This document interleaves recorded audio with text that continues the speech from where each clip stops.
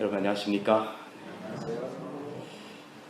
네, 오늘 저는 승천의 영광을 가리신 이유라고 하는 제목으로 말씀을 드리겠습니다. 사도행전 1장 9절로 11절의 말씀을 제가 읽겠습니다. 사도행전 1장 9절로 11절입니다. 이 말씀을 마치시고 그들이 보는데 올려져 가시니 구름이 그를 가리어 보이지 않게 하더라. 올라가실 때에 제자들이 하늘을 쳐다보고 있는데 흰옷 입은 두 사람이 그들 곁에 서서 이르되 갈릴리 사람들아 어찌하여 서서 하늘을 쳐다보느냐. 너희 가운데 하늘로 올리신 이 예수는 하늘로 가심을 본 그대로 오시리라 하였느니라. 사랑하시는 예수님께서 하늘로 승천하십니다. 창세 전부터 준비된 구속의 계획을 이루시고 천군들의 찬양 가운데 하늘로 승천하십니다. 엘렌 화이트는 이렇게 기록합니다. 천군들이 호위하고 하늘의 노래와 환호 소리와 찬양이 울려 퍼지는 가운데 하늘로 승천하셨다. 천군들이 호위하고 하늘의 노래와 환호 소리와 찬양이 울려 퍼지는 가운데 승천하셨다. 하늘의 문들이 열렸습니다. 하늘의 모든 천군들과 스랍들은 승리의 노래로 저희의 사령관을 영접합니다. 이 부분을 시편 24편은 이렇게 묘사하고 있습니다. 문들아 너희 머리를 들지어다. 영원한 문들아 들릴지어다. 영광의 왕이 들어가시리로다. 영광의 왕이 니시니요 강하고 능한 여호와시요 전쟁에 능한 여호와시로다. 또 다시 한번 반복합니다. 문들아 너희 머리를 들지어다. 영원한 문들아 들지어다. 영광의 왕이 들어가시리로다.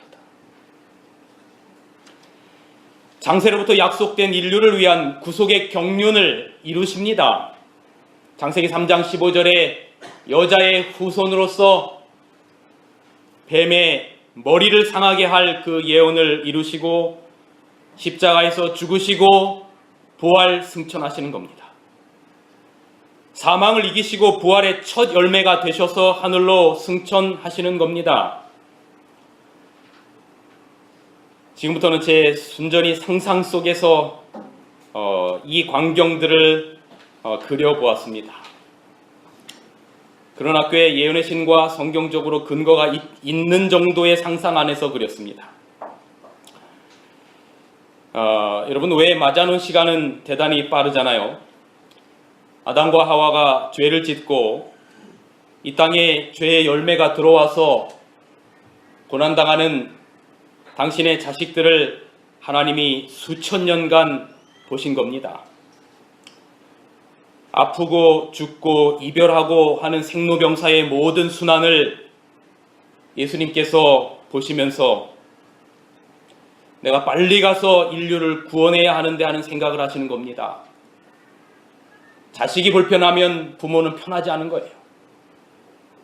하나님이 예수님이 하늘에 계시지만 죄로 말미암아 4,000년 동안 그 죄악의 고통 가운데 살아가는 자식들을 보면서 예수님의 마음 가운데 드는 생각은 내가 빨리 내려가서 인류를 구원해야 하는데 하는 생각을 하시는 겁니다. 그런데 요한복음에 수없이 기록된 그 때에 관련해서는 다니엘서에 기록된 예수님께서 오시는 그 때에 관하여서는 아버지 하나님께서 결정하시는 겁니다. 그렇게 아담의 타락 이후로 수천 년간을 보내시던 어느 날 예수님께서 드디어 이 땅에 내려가실 때가 된 겁니다. 그리고 아버지 하나님께서 아들 예수님을 부르시고 때가 되었음을 말씀하시는 겁니다. 아들 예수님, 이제는 때가 되었습니다. 우리로 표현하자면 서로 다 존중하시니까 존댓말을 썼겠죠. 아들 하나님, 아들 예수님, 이제는 때가 되었어요. 인류를 구원하기 위하여 저 죄악의 땅에 인간으로 가셔야 합니다. 인간들이 악해서 예수님을 죽일 때만큼, 그 악한 때가 될 만큼 하나님께서는 기다리신 겁니다. 마치 여러분, 눈 덮인 산 위에 조그만 눈을 뭉쳐서 굴리면 내려가면서 점점점 더 큰 눈덩이가 되고 마침내는 눈 폭탄이 되듯이, 아담의 범죄 이후로 죄의 눈덩이들이 점점점 시대가 흘러가면서 점점 죄악의 눈덩이들이 커지는 겁니다. 그래서 마침내 하나님의 아들 예수님을 죽일 만큼 이 땅에 죄악의 조소가 세찰 때까지 기다렸다가 하나님은 아들을 보내시는 겁니다. 예수님은 기다렸다는 듯이 그 아버지 하나님의 말씀에, 내 아버지 하나님, 이제 때가 되었군요. 그 사명 감당하러 가겠습니다. 그리고 하늘은 이별을 준비하는 겁니다. 아들 예수님, 모든 스랍과 천사장들의 사령관이고 우두머리인 예수님을 이 땅에 인류를 구원하기 위하여 보낼 때가 되었기 때문에 이제 온 하늘은 아들 예수님과 이별하기 위한 이별 준비를 하는 겁니다. 아버지 하나님, 성령 하나님, 그리고 모든 스랍들과 죄짓지 않은 하늘의 모든 거민들, 천군 천사들과 아들 예수님은 이별하시는 겁니다. 내가 인류를 구원하러 갑니다. 승리하고 돌아올 수 있도록 기도해 주세요. 그리고 온 하늘의 왕께서 이 땅에 마리아의 배에 성령으로 잉태되셔서 인간으로 오신 겁니다. 그렇게 33년 반을 이 땅에 사시면서 하늘의 모든 관심은 이 땅과 예수님이셨겠지요. 하나님이 세상을 이처럼 사랑하사 말씀하시는 그 세상이 하나님을 사랑하지 않는 겁니다. 하나님이 이 세상을 이처럼 사랑하사 독생자를 주신 그 세상이 자기를 구원하려 온 예수님을 향하여 침뱉고 모욕하고 조롱하고 십자가에 못 박는 모멸과 고통의 생애를 사시는 겁니다. 때가 되어서 겟세마네 동산에서 땀이 핏방울이 되도록 기도하시는 예수님의 모습을 온 하늘이 보는 겁니다. 아버지여, 이 잔을 내게서 옮겨 주시옵소서. 하나님, 가능하시다면 이 잔을 내게서 옮겨 주시옵소서. 완전히 인간의 몸으로, 인성으로 그 십자가를 감내하셔야만 했던 예수님이 하나님 아버지를 향하여 땀이 피가 되도록 기도하는 겁니다. 이 말씀을 하실 때 하늘의 모든 존재들은 아버지 하나님께서 무엇라 말씀하실지 경청했겠지요. 그러나 바로 이어서 예수님께서 이렇게 말씀하십니다. 아버지, 그러나 나의 원대로 마옵시고 누구의 뜻대로 하옵소서? 아버지의 뜻대로 하옵소서. 하나님 아버지는 아마 이렇게 말씀하셨을 겁니다. 아들 예수님, 그 고난의 쓴 잔을 마시셔야 합니다.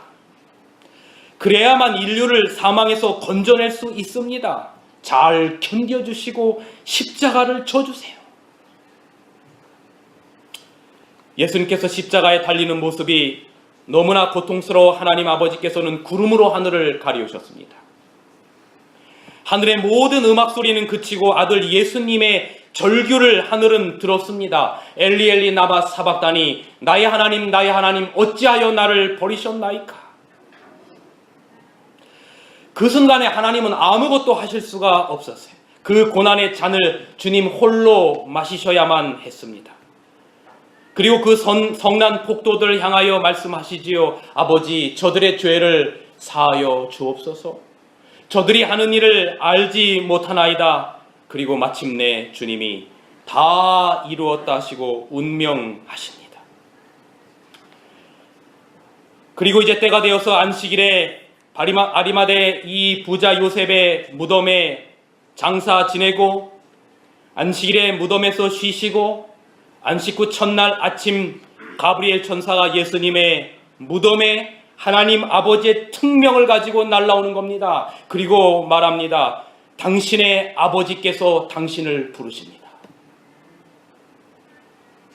온 하늘이 슬픔에 잠겨 있었던 그 십자가의 죽음의 광경, 이제 드디어 때가 찬 3일의 시간이 지나고 난 다음에 하나님께서 스탠바이 시키셨던 가브리엘 천사를 보내는 겁니다. 그리고 그 가브리엘은 직접 예수님의 무덤으로 오셔서 무덤 앞에 있었던 그 큰 돌을 굴리시고 예수님에게 말하는 겁니다. 당신의 아버지께서 당신을 부르십니다. 그 명령에 의하여 아들 하나님은 자기 자신 속에 있는 생명으로 부활하십니다. 그리고 빌려받은 요셉의 무덤을 향하여 나는 부활이요 생명이라고 선포하시는 겁니다. 그분의 신성 안에는 죽음의 사슬을 깨뜨릴 능력을 가지고 계십니다. 나는 부활이요 생명이니. 여러분, 이 말은 그분은 주님께서 원하시는 사람을 살릴 수 있는 생명을 가지신 하나님이라고 하는 겁니다. 하나님이 오늘 우리를 향하여 말씀하신 거예요. 나는 부활이요 생명이니. 그렇게 부활하신 후 40일 동안 제자들을 굳게 하시고 성경으로 다시금 자신이 왜 메시아며 구약 성경에 수천 년간 기록된 그분이 자신이라고 하는 사실을 확실히 말씀하신 후에 이제는 하늘의 환영 속에서 하늘로 승천하시는 겁니다. 얼마나 영광스러운 장면입니까? 그렇게도 보고 싶었던 하늘의 사령관께서 승리하시고 하늘로 승천하시는 겁니다. 여러분, 그 자리에 누가 함께 있는 줄 아십니까? 여러분, 그 자리에 모세가 함께 했어요. 느보산에서 죽어서 가나안 땅에 가지 못했던 아버지, 저들을 멸망하시려고 하던 차에 나의 이름을 하늘 생명책에서 지워달라고 그렇게 간곡히 말했던 이스라엘 백성들과 함께 지난 40년의 가나안 땅을 가기 위하여 수많은 노고를 했지만 하나님께서 가나안 땅에 가도록 허락지 않으셔요. 그리고 느보산에서 죽게 됩니다. 그런데 즉시로 예수님께서 내려오셔서 모세를 부활시키셨어요. 그리고 하늘에 모세가 올라간 겁니다. 그 모세가 예수님께서 이 땅에 계실 때 변화산에 와서 예수님과 함께 했고 십자가의 고통의 순간 함께 했던 그 모세가 예수님의 십자가를 지시고 부활하시고 난 다음에 하늘로 승천하시는 그 환영하는 무리 가운데 누가 섞여서 있는가 하면 모세가 섞여져 있었어요. 그 광경을 부조화 선지자 473페이지 이렇게 기록합니다. 모세는 자기 자신도 구세주를 수행해서 그를 위하여 영원한 문들을 열 무리 중에 한 사람임을 보게 되었다. 여러분, 이걸 언제 본 줄 아세요? 모세가 느보산에서 죽기 전에 자기가 들어가고 싶었지만 들어갈 수 없었던 그 가나안 땅을 바로 보는 그 순간, 그가 바로 죽기 전에 하나님께서 지구 역사의 파노라마를 보여주시는 거예요. 모세가 바로 이제 죽고 난 다음에 이스라엘 백성들이 이제 가나안 땅에 들어가고 그렇게 사랑했던 그 이스라엘 백성들이 반역하고 나중에 시간이 흘러서 예수님께서 이 땅에 초림하여 오셨고 그 예수님을 십자가에 못 박는 광경을 모세가 느보산에 죽기 전에 다 보는 겁니다. 그리고 예수님께서 뭐 하시는 장면까지 보게 되는 건가 하면 승천하시는 장면 가운데 자기가 바로 그 승천하시는 예수님을 영접하는 무리 중에 있게 될 것을 보게 된 겁니다. 그 자리에 모세가 있었어요. 여러분, 더 나아가서는 나중에 예수님께서 이 땅에 재림하시는 광경까지 누가 보게 되었냐면 모세가 바로 죽기 직전에 본 겁니다.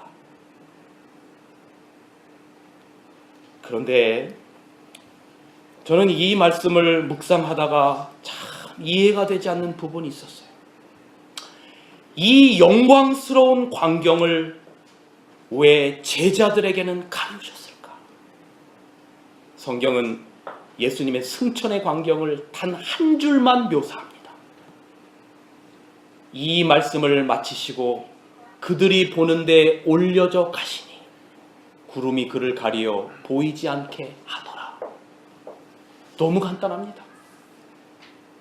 여러분, 제가 왜 하늘에서부터 예수님과 이별의 장면, 그 다음에 예수님이 이 땅에 오시고 이 땅의 삶, 하늘의 승천의 장면, 그걸 이렇게 장황스럽게 설명했냐면 예수님의 이 승천의 광경이 얼마나 영광스러운 광경이었는지를 여러분들에게 설명드리기 위함입니다.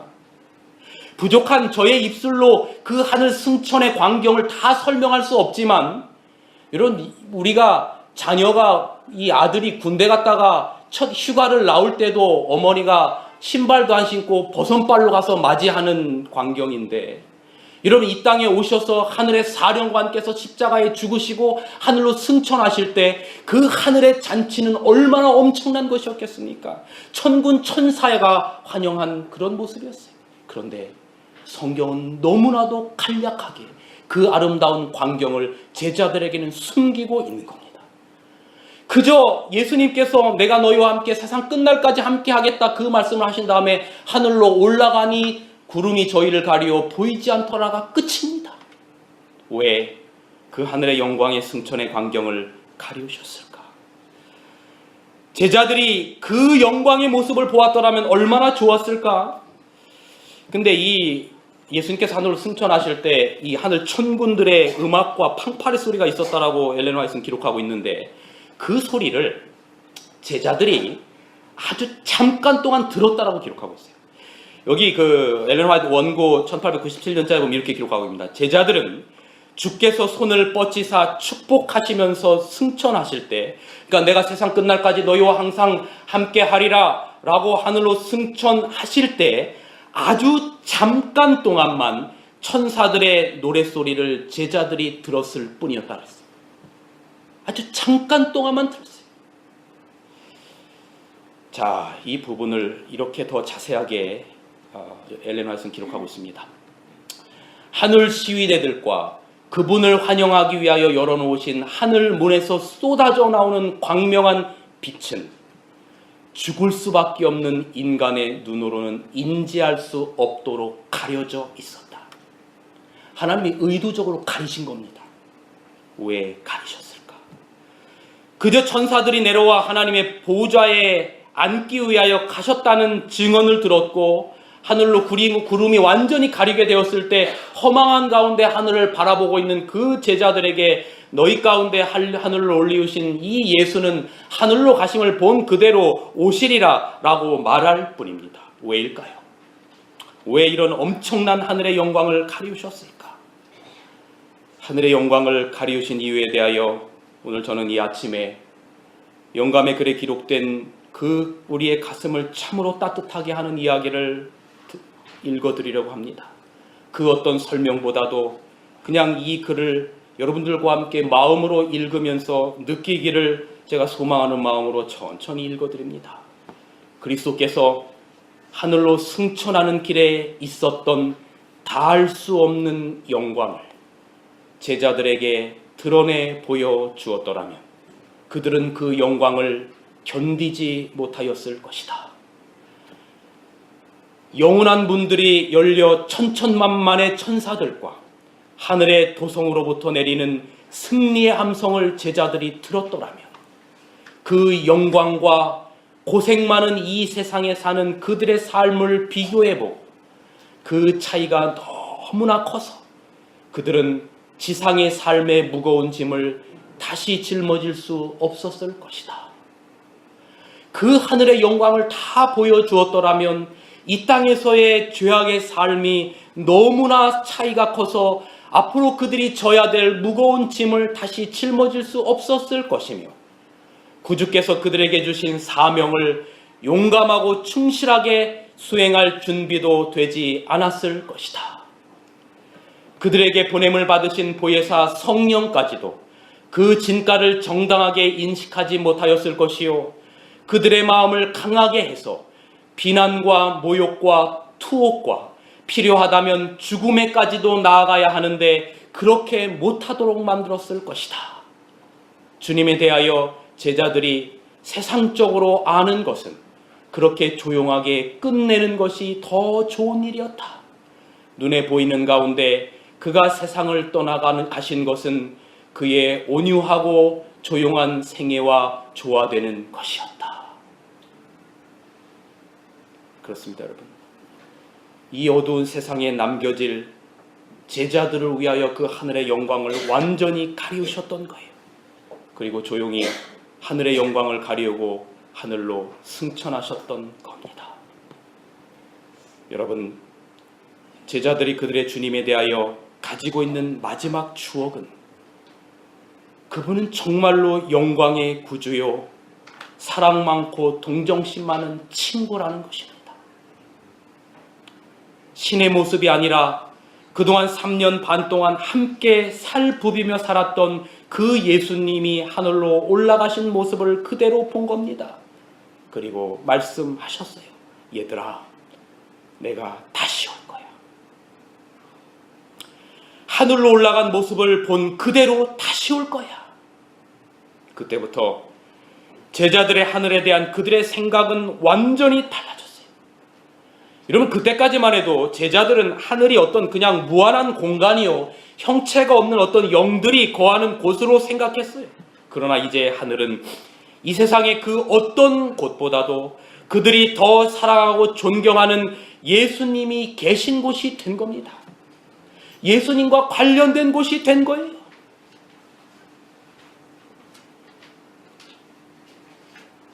저희 고향이 부여인데, 부여에 대한 저의 마음은 여러분이 부여에 대한 마음과는 전혀 다릅니다. 여러분은 부여는 수학여행 가는 곳이고 그냥 목사님의 고향 정도, 옛날 백제의 수도였던 정도지만, 저에게 있어서의 부여는 어릴 적 저의 추억이 있는 곳이고, 이번에 몇 분들이 저희 고향에 함께 내려갔었는데 이렇게 쭉 다 이렇게 둘러보면서 그 어릴 적 추억 있는 곳들을 잠깐 이렇게 말씀드릴 기억이 있었어요. 추억 있는 곳이고, 그곳에는 누가 있는 곳이냐면 제가 사랑하는, 저를 낳으시고 길러주셨던 부모님이 계신 곳입니다. 그러니 부여하면 예를 들어서 어디 태풍이 오고 우박이 내렸다 그러면 제일 먼저 눈에 띄는 게 어디에 내렸느냐? 부여는 괜찮으냐? 제가 필리핀에서 4년 목회할 때 필리핀에서 무슨 사람 죽는 사건, 총기 사건, 지진 났다라면 저희 부모님은 영락없이 전화합니다. 괜찮느냐? 필리핀은 얼마나 넓어서 어디서 지진 나도 제가 사는 곳하고는 관계가 없는데, 그저 자식이 필리핀에 있기 때문에 필리핀이라고 하는 곳은 부모님에게는 특별한 곳입니다. 저희 큰아버지가 캐나다에 계신데 저희 할머니가 살아생전에 캐나다 하면 마음 가운데 쓸어내리는 곳, 보고 싶은 큰아들이 있는 것. 예수님이 하늘로 승천하시기 전에 예수님의 제자들에게 있어서 하늘은 그저 공허한 하나의 공간이고 어떤 영들이 거하는 곳 정도로 생각되었다라고 엘렌 화이트는 기록하고 있어요. 그러나 이제는 어떤 남이 아니라 자기들과 함께 3년 반을 동고동락하시고 그렇게 사랑을 베푸시고 십자가에 죽으시고 마지막에 갈릴리 바다에 나타나셔서 그 정말 쥐구멍이라도 있으면 숨고 싶은 베드로에게 내가 너를 사랑하느냐라고 말씀하시며 그에게 사랑을 주셨던, 죽은 자들을 고치시고 안진뱅이를 일으키시고 그들을 따뜻하게 보듬으로 품었던 동정 많은 구주여 그들의 친구이신 예수님이 올라가신 곳, 그곳이 제자들에게 있어서 하늘이 되었던 겁니다. 하늘의 개념이 완전히 바뀌게 된 겁니다.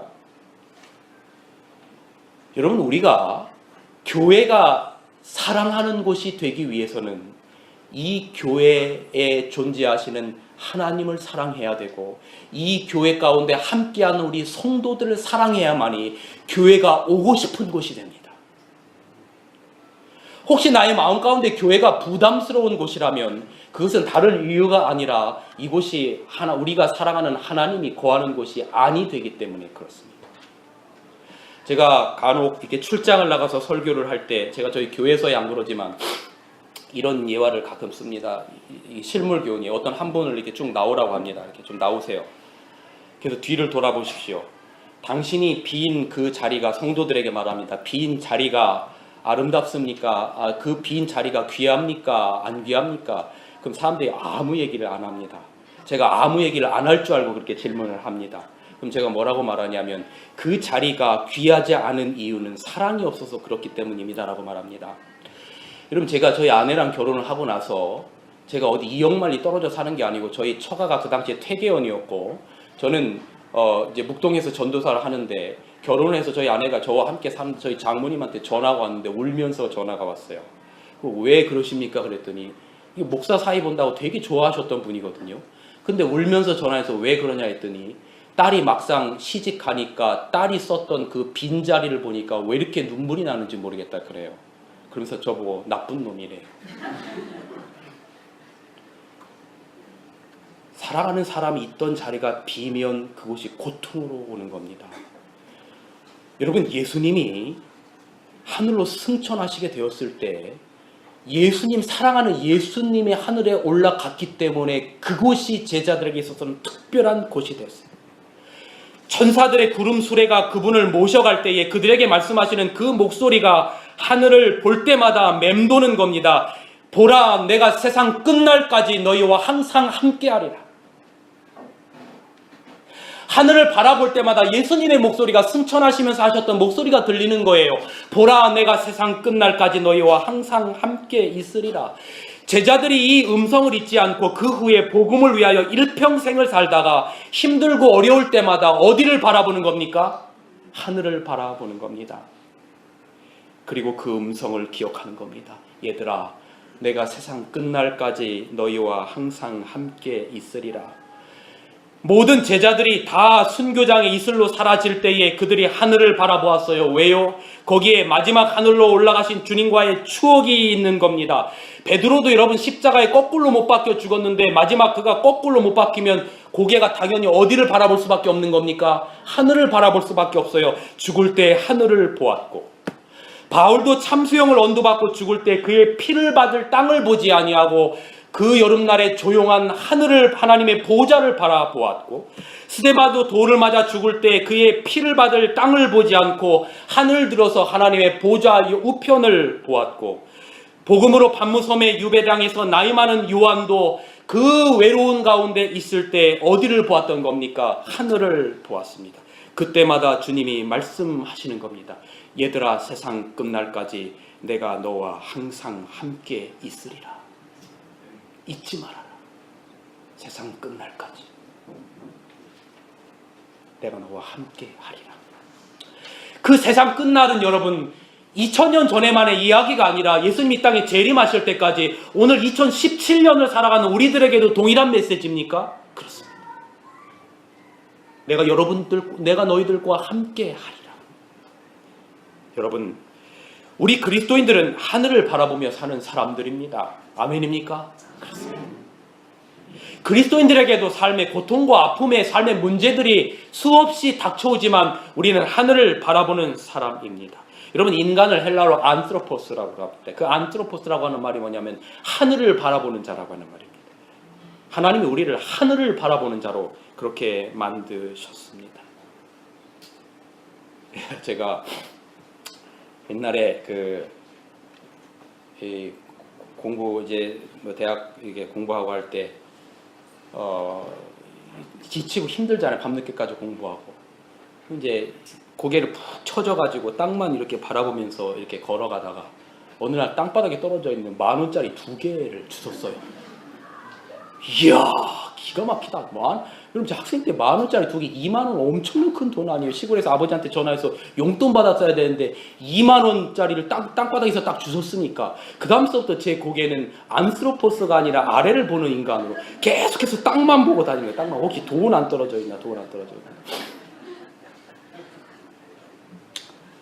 이게 세상 것들을 생각하면 자꾸 어디만 바라보고 살아가게 되냐면 땅만 바라보고 살아가게 되는 거죠. 땅만 바라보고 살아가게. 우리가 하늘을 보고 살아야 될 필요가 있습니다. 네. 적어도 우리 동구누교회 성도들은 하늘을 바라보며 살아가는 성도들이 됐으면 참 좋겠습니다. 거기에 누가 계시기 때문입니까? 내가 세상 끝날까지 너희와 항상 함께 하겠다는 주님이 여러분을 보고 계시기 때문에 그런 겁니다. 제가 또 이 말씀을 묵상하면서 참 마음에 감격이 왔는데, 이 리비언 헤럴드 1905년자 이렇게 기록합니다. 그리스도는 성화된 거룩한 인성을 지니고, 그러니까 우리 인간의 본성을 지녔는데 죄된 본성이 아니라 거룩한 인성, 성화된 거룩한 인성을 지니고 하늘에 오르셨다, 그렇게 기록하고 있습니다. 그는 인성을 입으시고 하늘 궁정에 들어갔다. 그러니까 승천하실 때 신의 모습으로 간 게 아니에요. 제자들과 함께 부볐던 그 익숙한 모습으로 간 겁니다. 손바닥에 못자국이 있는 그 모습으로 올라간 겁니다. 여러분, 가시멸관을 예수님께서 쓰시고 옆구리에는 창으로 찔렸기 때문에, 그렇게 부활한 지 40일 만에 하늘로 올라가셨기 때문에 여전히 옆구리에도 상처가 있을까요? 있을 겁니다. 가시면혈관에 그 상처도 있을까요? 있을 거예요. 손바닥에 못자국도 있는 모습, 그 모습을 가지고 하늘로 인성을 가지고 올라가셨습니다. 그는 하늘 도성에 있는 모든 인간을 속량하신 분으로서 아버지 하나님 앞에서 그들을 내 손바닥에 새겼나이다. 하나님이 문신이 있다면 여러분의 이름을 그분의 손바닥에 새긴 문신이 있을 것입니다. 라고 말씀하시며 탄원해 오셨던 분으로 영원한 시대를 통하여 인성을 입고 계실 것이다. 그의 손바닥에는 그가 받은 상처의 흉터를 영원토록 지니고 있을 것이다. 저는요, 이 말씀의 뜻이 정말로 가슴에 와닿으면 얼마나 감격스러운지 몰라요. 지금 하나님이 하늘에 계셔서 하나님으로 신성의 모습으로 계신 게 아니라 누구의 모습을 그대로 가지고 계시다고요? 그런데 그게 1년만 아니라 2년만 아니라 여러분이 구원받아서 하늘에 갈 때까지만 아니라 영원한 시대를 통하여 인성의 모습을 가지고 계시겠다는 겁니다. 여러분, 그분이 우리를 어떠한 사랑으로 사랑하시는지 여러분 우리의 마음 가운데 느끼실 수 있겠습니까? 우리를 잊지 않으시겠다는 거예요. 천사들의 구름술에 박혀가 그분을 모셔갈 때 그들에게 말씀하셨던 이 약속, 보라 내가 세상 끝날까지 항상 너희와 함께 뭐하리라? 있으리라. 여러분, 우리가요 살아가면서 어떤 상처를 당하잖아요. 제가 여기 상처가 하나 있거든요. 잘 모르시는데 이렇게 만져보면 뼈가 푹 들어가 있어요. 제가 이 상처를 볼 때마다 초등학교 4학년, 5학년 때가 생각이 납니다. 제가 시골에서 토끼를 먹이고 싶어가지고 아버지한테 졸르고 졸라서 토끼 한 마리를 샀거든요. 근데 그 토끼를 이제 아이를 낳게 하려고 얼마나 노력을 많이 했는데 풀을 막 뜯어다 주는데 토끼가 아이가 아니고 뭡니까? 새끼. 근데 한 번은 칡농쿨이 많은데 가가지고 이게 낫지를 하다가 이게 뭐 제가 뭐 잘 할 수 있겠습니까? 팍 하다가 여기를 찍은 겁니다. 그래가지고 여기가 덜렁덜렁 거렸어요. 병원에 가서 이제 봉합하고 이랬는데 지금도 여기 뼈가 이렇게 있는 흉터가 있습니다. 제가 이 흉터를 보면 그때의 그 생각이 나는 것이죠. 여러분, 예수님이 십자가의 영원한 못자국을 가지고 계시다라고 하는 말의 의미는 뭐냐면 이 땅에서 내가 얼마나 이 여러분과 우리를 인간들을 사랑하셔서 십자가에 죽으실 만큼 사랑하셨다는 그 표시를 잊지 않고 영원히 갖고 계시겠다는 뜻인 거예요. 그리고 세상 끝날 주님은 다시 오실 것입니다. 그런데 그때는 승천 때 가리우셨던 그 영광을 완전히 드러내실 겁니다. 데살로니가서 4장 우리가 잘 아는 말씀이잖아요. 주께서 호령과 천사장의 소리와 하나님의 나팔을 쫓아치니 하늘로부터 강림하시겠다 그랬어요. 그리스도 안에서 죽은 자들이 먼저 일어나고 그 후에 우리 살아남은 자도 공중에서 주를 영접하게 하시겠다. 그 승천 때 가리우셨던 영광을 완전히 드러내실 거라는 겁니다. 그리스도 안에서 죽은 자들이 불멸의 몸을 입고 부활하고 살아남은 자들이 공중에서 주를 영접하게 될 것입니다. 가리우셨던 그 영광을 그때는 완전히 드러내실 겁니다. 그리고 무엇보다도 우리가 그 자리에 있을 것입니다. 정말 그랬으면 좋겠습니다. 말씀을 줄이면서 하나의 이야기를 들려드리겠습니다. 미국의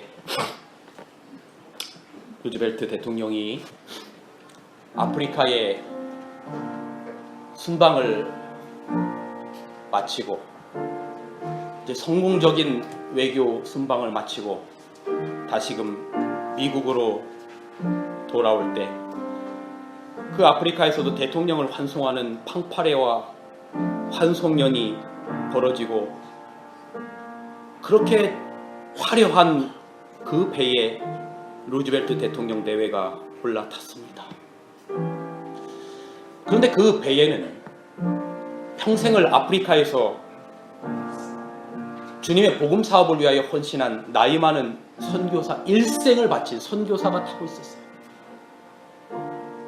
일평생을 그곳에서 이 선교를 하다가 열병으로 아내와 자식을 아프리카 땅에 묻었습니다. 그리고 나이 많아서 혼자 돌아오는 고국으로 돌아오는 그 배가 바로 루즈벨트 대통령이 탔던 그 배에 함께 몸을 실은 겁니다.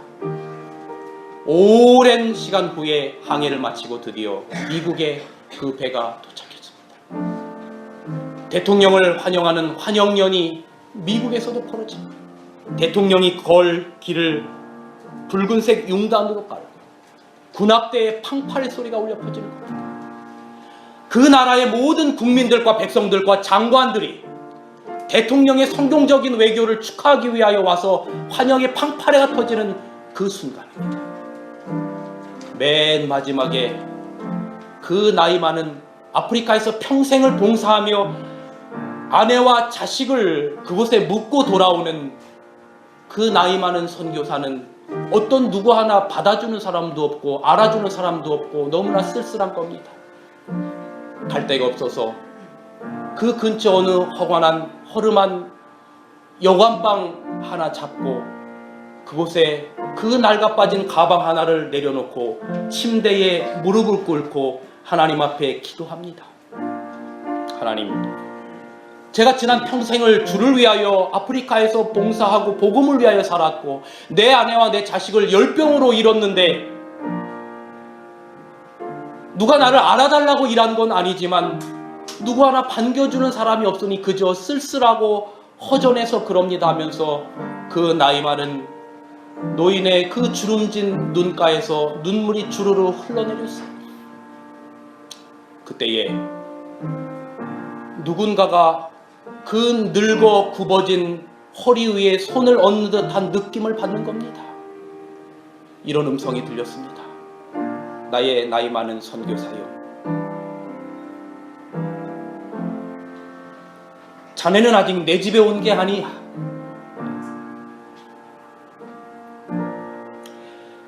자네가 진정으로 내 집에 올 때 내가 자네를 이렇게 대접하겠나? 자네는 아직 내 집에 온 게 아니야. 자네가 내 집에 올 때는 군악대의 팡파레 소리가 아니라 천군 천사의 나팔 소리로 자네를 영접할 걸세. 붉은 용단이 아니라 금길로 자네가 걸을 길을 깔 걸세. 자네는 아직 내 집에 온 게 아니야. 내가 세상 끝날까지 자네와 함께 할 걸세. 그러니 조금만 더, 이 땅에 생명이 다 맞춰지는 그 순간까지 복음 사업에 매진하기나. 여러분, 우리가 아직 하나님의 집에 이른 것이 아니라고 하는 걸 기억하며 사셔야 합니다.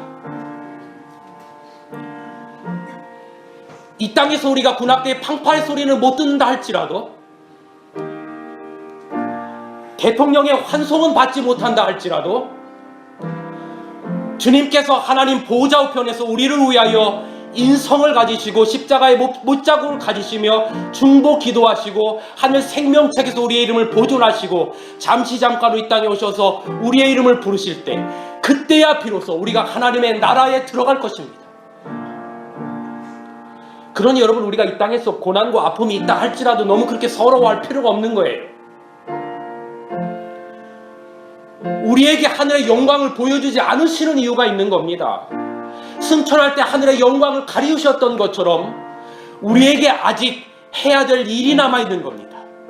그 일을 제자들이 하늘의 영광을, 승천의 영광을 가리우셨던 이유가 그들이 전해야 될 복음이 있었기 때문이에요. 여기 이렇게 기록합니다. 엘렌 화이트는 당신의 제자들은 전해야 될 복음을 가지고 있었다.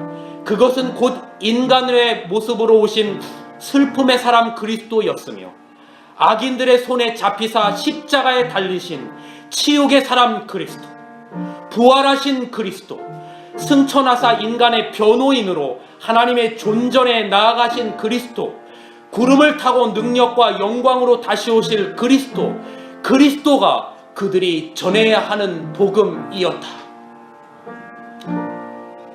우리가 아직 전해야 될 복음이 있습니다.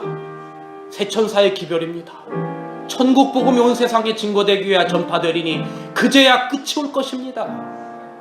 저는 오늘도 하나님께서 우리에게 생명을 연장시키는 이유는 우리가 주님 오시기 전에 해야 될 복음이 있기 때문입니다. 저는 목사로서 이 일을 하기로 제 인생을 바친 사람이고 이 복음을 위해서 살다가 주님 맞을 겁니다. 여러분, 우리도 승천 때 가리우셨던 그 영광을 이 땅에서 우리에게 맡기신 그 작은 일들을 이루면서 살다가 우리의 눈으로 그 영광을 바라볼 수 있기를 간절히 바랍니다. 그리고 주님과 영원히 함께 삽시다. 사랑하는 동고능교 성도 여러분, 세상 것 결국은 다 사라집니다. 있어도 다 쓰지 못하고 살다가 죽어야 하는 것이 우리의 인생입니다. 인생의 가장 큰 성공은 주님을 맞이하는 것입니다. 그 자리에 여러분과 제가 있게 되기를 간절히 기도합니다. 하나님께서 우리 교회에 축복해 주시기를 간절히 바랍니다. 제가 다음 주 월요일부터 한 2주간 휴가차, 전도회차 캐나다 밴쿠버로 떠납니다. 그래서 여러분 명절 때 인사를 못 드리게 될 것 같아서 명절 잘 보내시고 건강한 모습으로 2주 후에 그렇게 뵙도록 하겠습니다. 내가 너와 함께 하리라. 하나님께서 여러분과 함께 하시기를 간절히 바랍니다. 우리 주님 다시 오실 때는 승천시에 가리우셨던 영광을 온전히 드러내실 것입니다. 아버지 하나님, 오늘도 우리를 향하여 내가 세상 끝날까지 너희와 항상 함께 하리라고 하는 그 약속을 이행해 주심을 인해서 주님 감사합니다. 임마누엘 되신 주님, 정말 저희들의 매 이 세상의 삶 가운데 힘들고 어려운 순간들이 있지만 이 안식일의 징검다리를 하나 둘 걷다 보면 어느새 하늘 본향에 이를 것을 믿어 의심치 않습니다. 아버지 하나님, 때로는 우리가 그 징검다리를 건너가다가 물살에 휩쓸릴 때도 있을 것입니다. 그러나 아버지 하나님, 우리의 손을 놓지 말아주시고 우리를 끝까지 하늘에 이를 때까지 우리의 손잡아 인도하여 주시옵소서. 아멘. 우리는 주님의 손을 뿌리치지 않게 하시고 주님과 함께 동행하는 삶을 살아가게 하여 주옵소서. 아멘. 오늘 이 자리에 머리 숙인 우리 사랑하는 성도들과 또 몸이 좋지 않아서 이곳에 나오지 못한 우리 성도들, 여러 가지 출타와 사정으로 함께하지 못한 성도들, 전 세계 이 안식일에 주님의 이름을 부르는 모든 분들 위에 지금부터 우리 주님 이 땅에 오시는 그날까지 함께하여 주시옵소서. 예수님의 이름으로 간절히 기도하옵나이다. 아멘.